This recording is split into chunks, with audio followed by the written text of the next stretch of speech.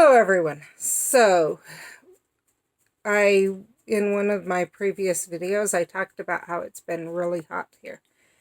And while it's nearing the time it should start cooling down in the northern hemisphere, it's in the point it should start getting hotter in the southern hemisphere.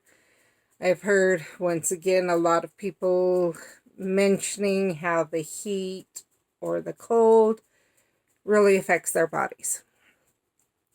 And I wanted to remind everyone that I have seen that in my own life. I did some thinking about it, some considering, and talked to my physical therapist about it, the one that's been so helpful for this channel.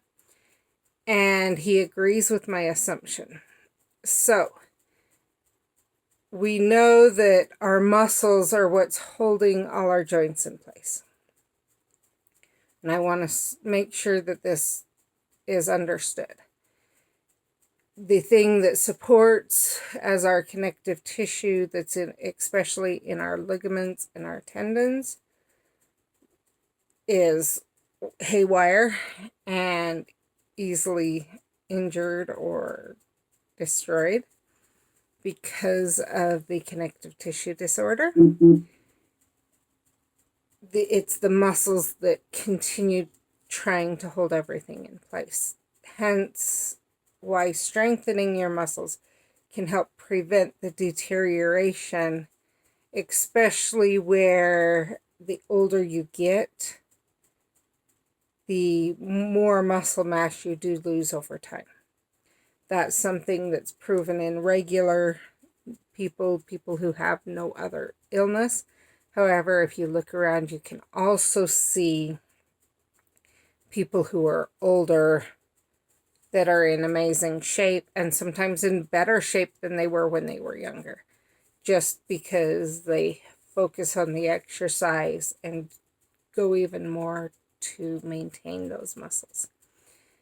So, how does this apply to the heat? Well, muscles, if you've ever had a muscle injury, they at first tell you to ice it.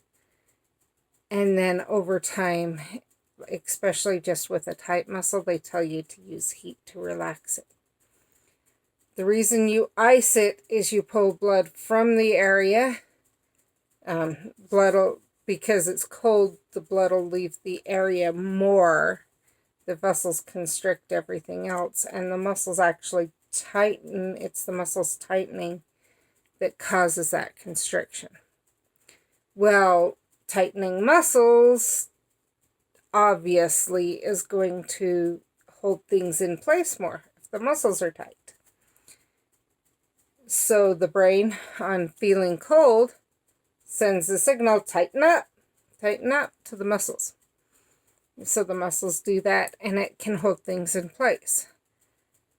Obviously, that's going to leave some of us feeling better during the winter.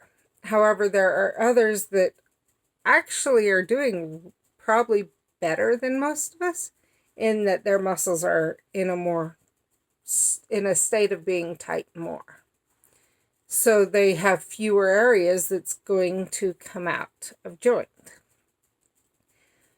On the flip side, and so for them, they need those muscles relaxed some to be able to strengthen them even more because they're already tight. Well, heat relaxes the muscles.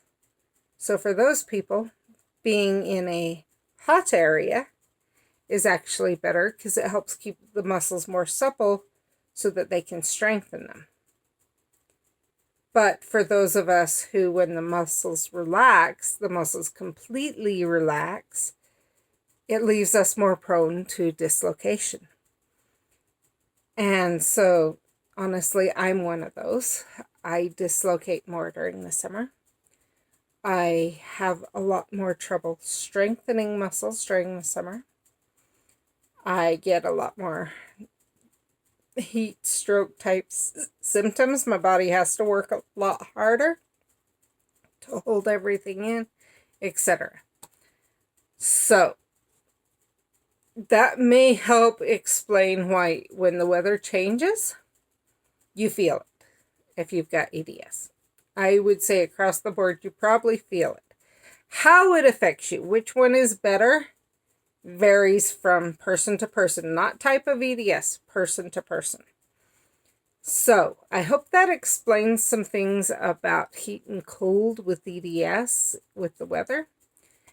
And I will see you guys later. Bye.